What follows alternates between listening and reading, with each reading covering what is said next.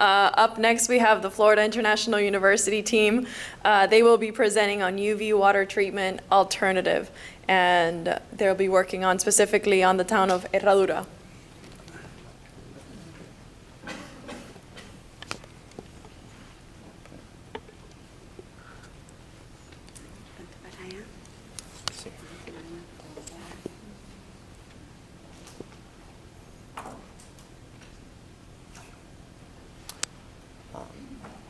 Well, first, we'd like to thank you guys for allowing us to present here today. We are the FIU chapter for CAACE. My name is Eric Castillo, and I'm an undergraduate for civil engineering. My name is Lázaro Rosset. I grew up in Cuba. I'm studying here too. I went to the CUBA in Cuba, and now I'm going to the Florida International University. My name is Maria Gonzalez, and I'm pursuing a civil engineering major.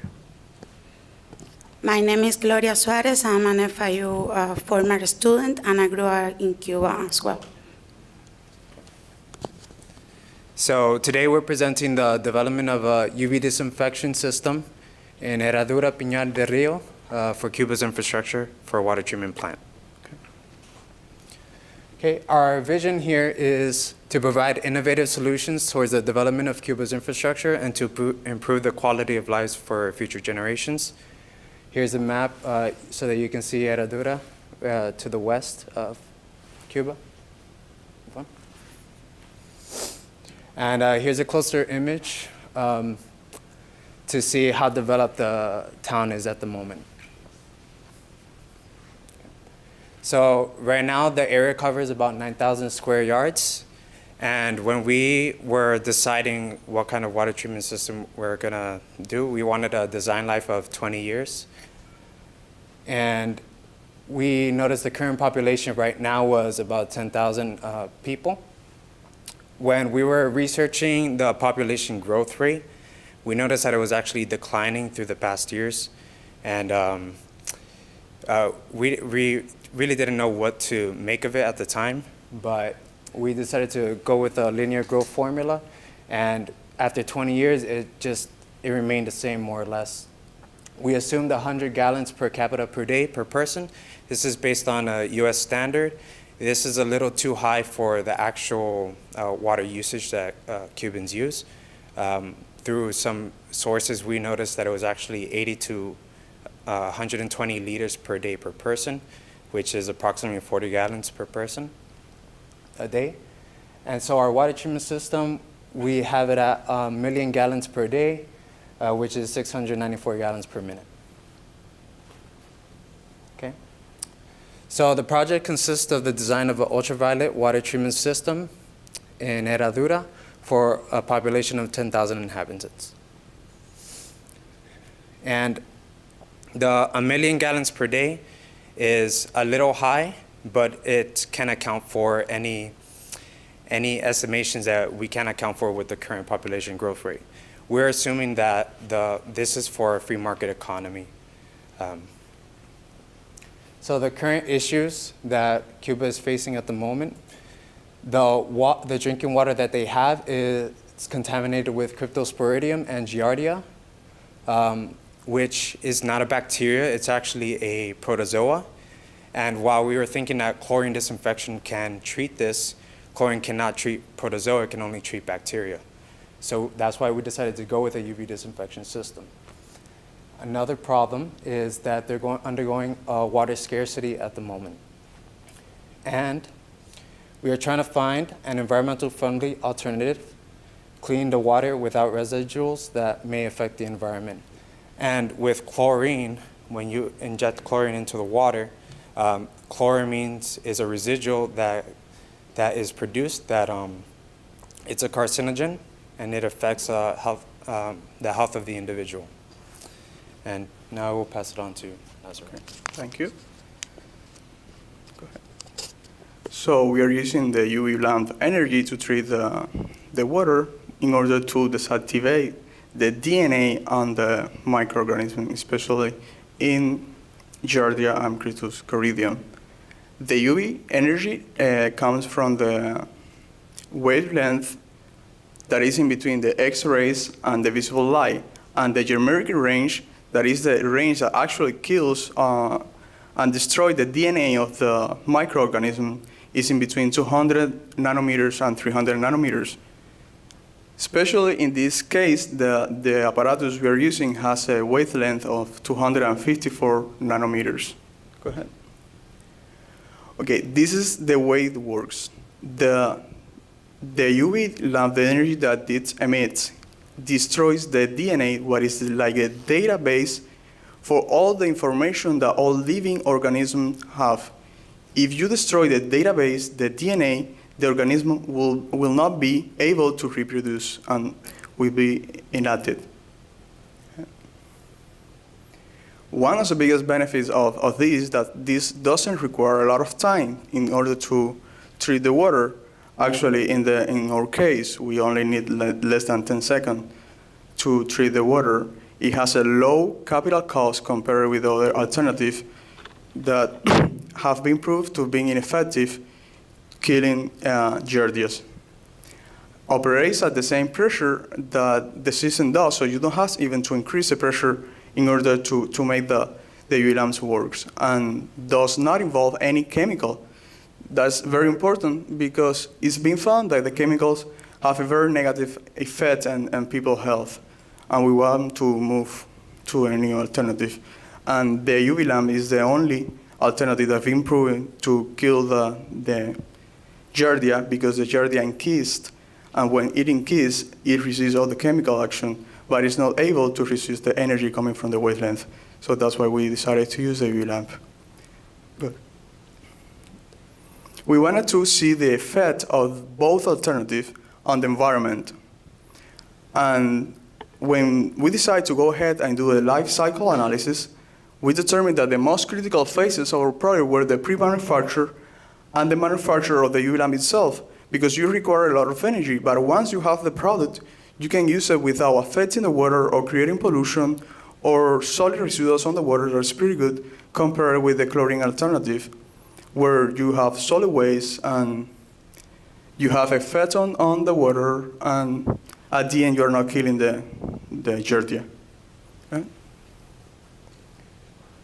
So when we were designing the project, the system, the biggest challenge we faced was that the UV lamp doesn't have a residual. So after the water leaves the system, it can be contaminated again. So we decided to move from a centralized system to a decentralized system where we place the UV lamps at the end of the distribution. In Cuba, if you go to rural town, they have like, in the US they also have that, they have like water tank towers where the water goes there and then it's distributed by gravity to the town. So we're gonna place the UV lamp at the end of the water tower tanks.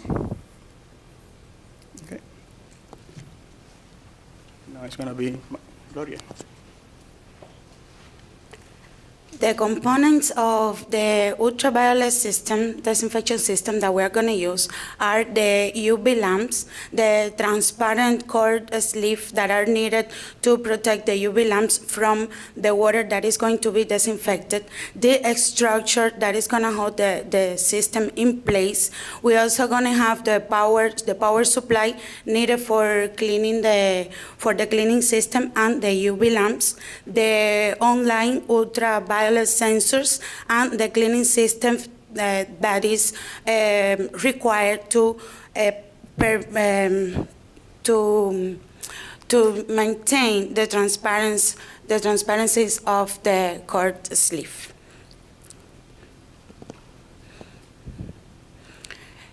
In this image, we are showing the basic functioning of the UV system that we're gonna be implementing in Herradura. First, the water is gonna go through a sediment pre-filter, and then the water is gonna enter the ultraviolet chambers, flowing through an annular space between the sleeve and the outside wall of the chamber. Then inside there, the water is going to be exposed to the ultraviolet lights, and the microorganisms are going to be inactivated, and the water is going to be purified and disinfected.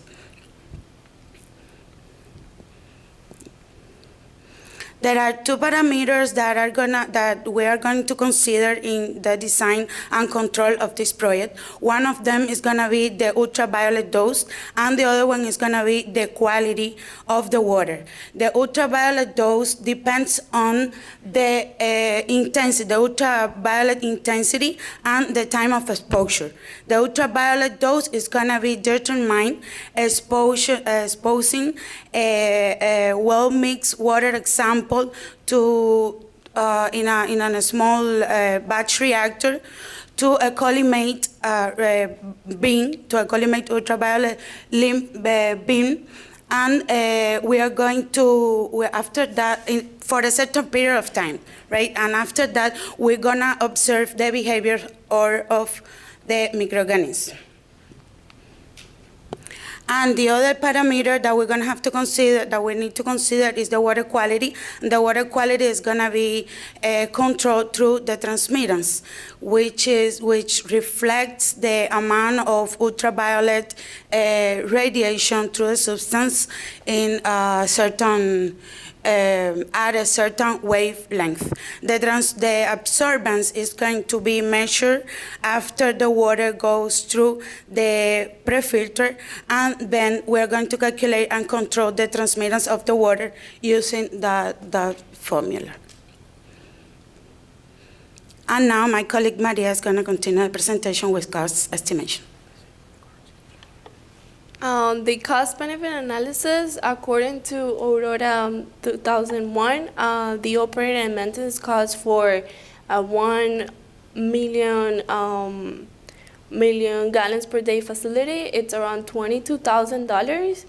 And the operating and maintenance cost for 100 million gallons per day, it's around $26,500. We based our calculations on US dollar, and we based it out on a free economy market for Cuba in the future, and we use the United States as a reference. This is the water quality assumptions for the median water facility. That's what we're gonna focus on. On this graph, we found that the design flow for a 1 million gallon per day facility, the cost will be around $110,000. And on the other graph, as you can see, the percentage of total capital cost for a medium facility, the biggest percentage of the cost, it's on the UV equipment. The rest is not very expensive as compared to the UV equipment. Now for the operating and maintenance cost breakdown for a median, staying with a median quality facility for 11 million gallons per day, the operating cost lies between $23,000.